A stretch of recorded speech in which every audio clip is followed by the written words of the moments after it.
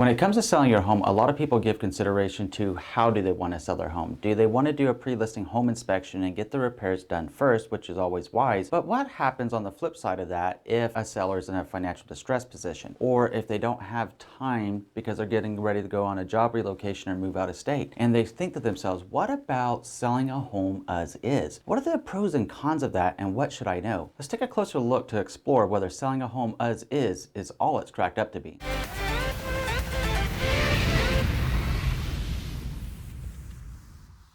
My name is Andrew Finney, and my passion is to help you make sense of real estate. If you need help finding a top agent near you, or if you simply want to drop me a line to say hello, my contact info is below. If you're new here, please go ahead and subscribe to this channel now and like this video. Thank you. All right, my friend, there are certainly some times that selling a home as is will make sense. It really depends on the condition of your property, your situation, and the story behind why you're selling your home. Real estate is so much more than a simple transaction. It's really about what's important to you, why you're selling your home, and then assessing it and putting it into perspective in the home selling process to ensure that we can help you achieve the goal that you have in mind. When it comes to selling as is, sometimes it sounds really sexy and you hear it out there and you're thinking, you know what, that actually sounds really fun. I don't want to do repairs. So let's get real about that, and let's first identify what it means to sell a home as is. Perhaps one of the best definitions for selling a home as is would be to sell a home as is means that you are selling the property in its current state with an understanding that no repairs will be made and that the home will come with all of its current faults and issues. The as is term itself is actually a legal definition, and the buyer will probably have to sign some paperwork acknowledging that he or she understands that they're accepting the property in its current as is condition with no repairs to be made. Whether it's good, bad, or indifferent, it's all on them moving forward. So now that you know what selling a home as is means, let's take a look at what selling a home as is does not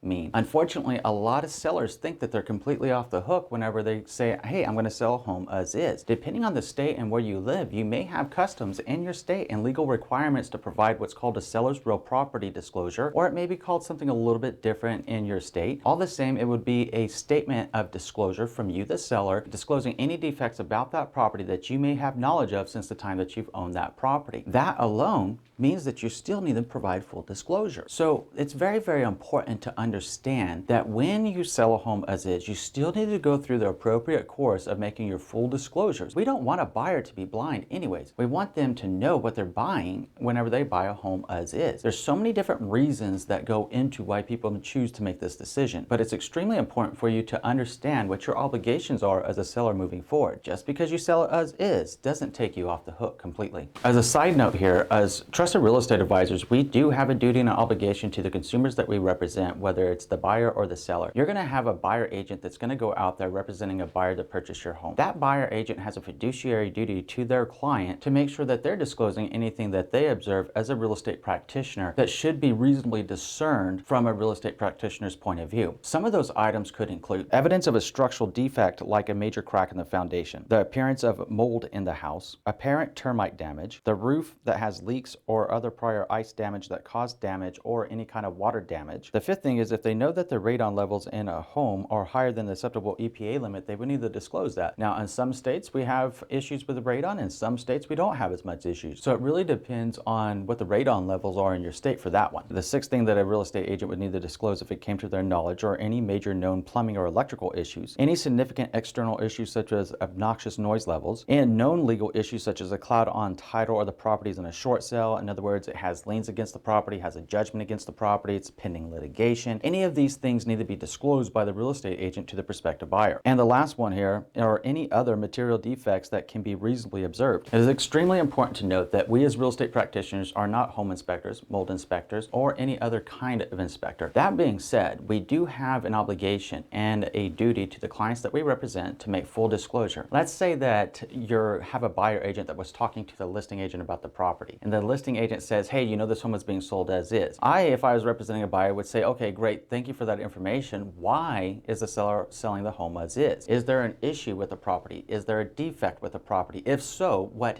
is it? Well, the listing agent would then have an obligation to be truthful and honest with me as a buyer agent. Once I came into knowledge of that information, then it would be my duty to go back to my buying clientele and say, hey, you know, I found out some more about why the seller is selling the home as is. In conversation with the listing agent earlier today, say they had shared with me there is a structural defect on the property, or they shared with me that there appears to be the presence of mold growing inside the home. If you choose to move forward with this property, please know these facts going into the situation, and I would strongly encourage you to have a home inspection performed. And since the listing agent is mentioning there may be the appearance of mold in the house, then please, you might want to consider also having a mold inspection if you choose to move forward with this property. So any knowledge that I come into, whether it's directly from the listing agent, whether it's something that I heard from the seller, let's say the seller's out on the property and I was there with the client, if they're saying things about that property, I need to be making full disclosure to my clients as a fiduciary duty. Real estate agents are really interesting in that regard, where we do have fiduciary duties to our clients, to be obedient, to be loyal, to provide full disclosure, to maintain their confidence, to give them full accounting and what's called reasonable skill and care. And the aspect that we're talking about now, not only does it fall underneath loyalty, disclosure, it also falls underneath reasonable skill and care to share the information that we as a real estate practitioner may be able to observe and bring that information and bring it to light to a prospective buyer. So just because you're selling a home as is doesn't take you completely off the hook, nor does it negate your responsibilities as a home seller for the disclosures that you need to be making pursuant to your state and local laws that govern real estate in your area. In specific, there are 5 cons that you want to consider when selling a home as is. The first one is right off the bat, a buyer is going to perceive your home as something's wrong with it. When a buyer perceives there's something wrong with your home, what does that mean? It already means that they're probably thinking about dropping your price pretty hard, and they're trying to figure out exactly what it is because they are uncertain whether they wish to take on the headache that is your home, or if it'll be the dream they hope it to be. The second thing is to realize that buyers will lowball your price, and we're not talking about small lowballing here. If they are selling your home as is, it's highly likely that a buyer and their buyer agent is going to perform a comparative market analysis on your property. And if you're trying to sell your home at fair market value, please be prepared for the lowball offer that's probably coming in 15 to 20%, if not more, depending on the condition of your property on your house that you're trying to sell as is. It is common that when sellers choose to sell a home as is, they're selling for less than fair market value. The third thing is be prepared that you and your listing agent are going to have to work extremely hard to try to demonstrate why your property should be selling for fair market value, or at least a higher price than the initial lowball offer you may receive. The fourth con is be prepared for fewer buyers going into your home. A lot of home buyers aren't of the mindset to say, hey, you know what, I love to buy a home as is because I want to get down and I want to do all my own renovations. Now, in fact, many home buyers would prefer something much more turnkey, move-in ready, or at least a home that has strong bones to the house. So if the bones in your house are broken, it already presents an issue. So if it's just a matter of updating, refreshing, doing a little bit of painting, okay, perhaps they'd be open-minded to that. A lot of people would be in that case as a home buyer if it just needs to be updated. But if there's something really wrong with a house, or there's just some things about it that just don't sit well, that's why you're going to get fewer showings, because a lot of people are going to say, I don't know what the seller's trying to hide. Whether you're trying to hide anything or not is not the point here. What is the point is the perception of what it means to sell a home as is. Just as you as seller have a perception before we started having this conversation today about what it means to sell a home as is, so is true of a home buyer that already has formed their own opinion and thought process about why a seller would sell a home as is. In that case, a lot of them are already going to be approaching the property with skepticism. In many cases, buyers are simply going to think that the seller is trying to hide something. The fifth con to realize and really come to terms with between you, your listing agent, and yourself is the fact that when you sell a home as is, if you're accepting different finance types, let's say that a VA loan, FHA loan, or USDA loan, these are federally insured loans. And even with a conventional loan, there are going to be certain requirements that must be met for health and safety conditions pursuant to the lending type that a buyer has. Where do you think I'm going with this? Obviously, a buyer is going to have a home appraisal done. If the appraiser goes into the home and notes certain health and safety items are defunct with the property, you may not be able to sell to that specific loan type. So this is more in your selling strategy session conversation that you need to have with your listing agent to know exactly which one of these loan programs may be a little bit more flexible or forgiving depending on what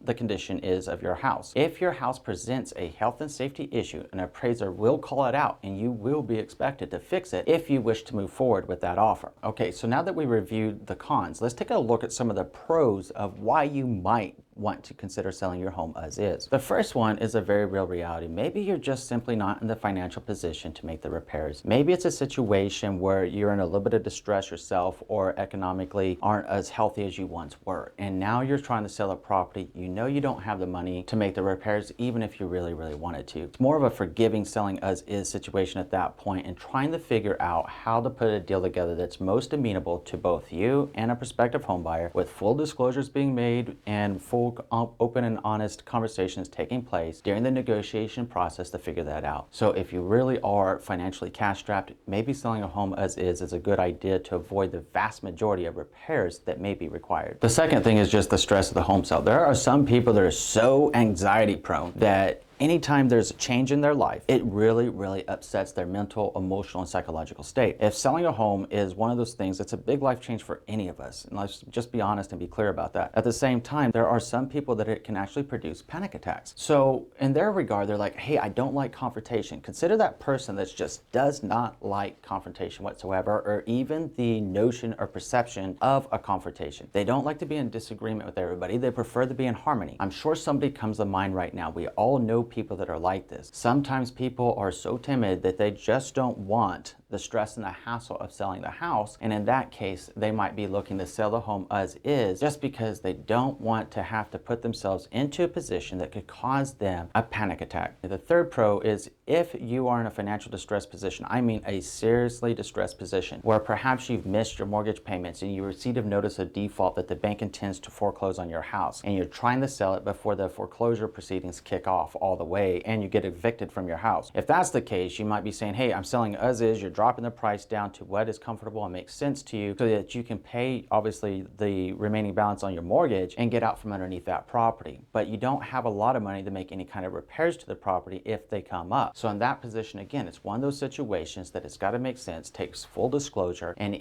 going back to what we discussed earlier, that is a disclosure that if you're delinquent on your payments, that is a disclosure that has to be made that you could be potentially moving forward through the foreclosure process. A buyer has to be made aware of that because it changes the transaction type itself, the documentation required. It changes a lot of different things to do with how we proceed. Now, just to give you a heads up, I have worked with sellers in real estate practice here in Las Vegas, Nevada that were in just that situation where they had missed 2 mortgage payments. And I shared with them, when you miss a total of 3 mortgage payments, the bank is going to issue a notice of default. I said, they're going to, all of a sudden, you're going to come up to your house one day and there's going to be blue tape around a piece of paper that lets you know that the bank is serving you a notice of default and breach. And what they intend to do is now sell your property to recuperate their loss. And they said, Andrew, how can I avoid that? I said, the first thing that we can do is get together, talk about selling the house, figure out the numbers on this thing, and see what's going to make sense for you moving forward. We were able to pull it off, and lo and behold, the notice of default and foreclosure proceedings were about to kick off one day before we closed. So they got hit with some fees from the bank on that. At the end of the day, though, they were able to discharge that property, take the remaining balance of equity that was due to them, and go on and start their life fresh. So this is a very real example of things that happen across the United States every day to people. You just need to be prepared. You just need to know what the upsides are and the downsides are so that you can make a well-informed decision that is right for you. If we're always honest, it'll always keep us on the right path, and it'll help others know what's going on and make them comfortable moving forward with us to help us all get what we want at the end of the day, to achieve your goal of getting it sold and achieve their goal of helping them buy their new home. The fourth thing is to realize that a buyer is more than likely going to still have a home inspection performed. It is always wise for a home buyer to have a home inspection performed, even if it's like their 100th home. It is extremely wise to have a home inspector go in with their professional eyes and look at all the different components of the house, check it out, and report it back to the buyer. So you as a seller, even though you're selling as is, your home will still need to be made available for a home inspector to go in if the buyer chooses to have a general home inspection or any other home inspections done on the property. That's part of their buyer due diligence. They're entitled to that as their right, and they need to have the opportunity. So you still will need to open up your home to that, and you still may be asked to make certain repairs, going back to what happens if that appraiser goes out and they identify health and safety concerns and you chose to accept an offer with a certain kind of finance type where those repairs must be made, otherwise the lender won't fund on the loan. So the fifth thing is to understand what the middle ground and the compromise really looks like. If it's a situation that you're thinking to yourself, hey, I'm just want to sell as is because I don't want to make repairs. But at the end of the day, I really am open-minded towards maybe more reasonable repairs. I just didn't want to get into all that nitpicky stuff where like there might be a crack in the stucco or there's a cracked brick on the exterior of the facade, and then a buyer's like, wow, I want that fixed even though it's a little hairline crack. Look, I get that, I understand that. I have had a lot of conversations with various sellers in the Las Vegas, Nevada area where that's when they first approach me and say, Andrew, I want to sell a home as is. And I ask them, tell me about that. Why do you want that? And what is your understanding of it? And they ultimately normally circles back to, I just didn't want to be asked for unreasonable home inspection requests. That makes a lot of sense. And I can certainly appreciate that. So I just share with them the realities of how it works in real estate practice and in process that I've observed over the last 6 years of representing families. So I just share with them what it really means in real estate practice and how this plays out. I said, look, if a buyer makes a repair request, the operative term there is the word request. Short of anything that an appraiser says that must be done pursuant to a specific lending type, those are the things that got to be done is what an appraiser says. Everything else from the result of a home inspection, when the buyer makes the repair request, it's just that. It's a request. It doesn't have to be done. I said, I do believe it's the polite and right thing to do, and I believe that we pay it forward because when we sell your house, we're going to help you get another one, and hopefully that seller's of the mindset to pay it forward as well. In other words, it's the polite and right thing to do, at least in my humble opinion, as a person and as a professional, to make as many repairs as are reasonable to make, because we want to give somebody the house that's going to become their new home in the best condition possible so that they can enjoy it, they can live in it, right? The same thing that we would want a seller to do when we go buy our new home. This isn't kind of like a gotcha type thing or screwing somebody over type thing. Real estate has to be much more sensible than that. Real estate is much more than a transaction. You have a story right now about why you're selling your house. A buyer has a story of how they got into a position to be able to buy a home. If we do the right thing by each other, we make the world a better place, one person at a time, one smile a day, and every step that we take moving forward. That's what I'd ask you to consider, depending on what your situation is. Now, it may or may not make sense given your financial position, but there is a balance to be made here. It's about finding the middle ground of what's reasonable and acceptable to both you and a prospective home buyer, chatting it over with your respective trusted real estate advisors, and finding that ground together to move forward. The sixth thing to do is to price your home appropriately. So if you decide that selling a home as is right for you, then be prepared to price your home correctly based upon the renovations, the repairs, or anything that needed to be done to that home. So let's say that your home in fair market value condition was worth $500,000. And then let's also say that you understand and know that it's going to take about $75,000 to bring that home up to fair market value. So if we already know the fair market value of your home should be $500,000, we know there's roughly $75,000 of renovations that are needed in that property, where do you think your list price should be? Your list price should be right at $425,000, if not $400,000, to try to get a buyer to come in there that was willing to take it on. But if you list it at $425,000 and you make disclosure about those improvements that need to be made to the property or the repairs that need to be made to the property that take up that $75,000, then there's always going to be a buyer in the market that says, hey, you know what? I'm willing to take this off your hands. Here you go. So it's important to price appropriately. If you try to get $500,000 for a house that you're selling as is and it needs that kind of work, then you're not going to get it, and you're not going to be able to sell your home, because unless you get open-minded to taking a massively low-ball offer at that time. That's just being honest. Look, I'm not trying to scare you. It's simply a matter of trying to prepare you with the realities of how real estate practice works. And I really hope that this has been very informative to you to better understand what selling a home as is means, what it doesn't mean, and some of the considerations to give as far as pros and cons are concerned. So now let's talk about what sellers should be disclosing to home buyers and 21 hard facts you need to know before you sell your home. Looking forward to our next conversation. We'll see you in a few.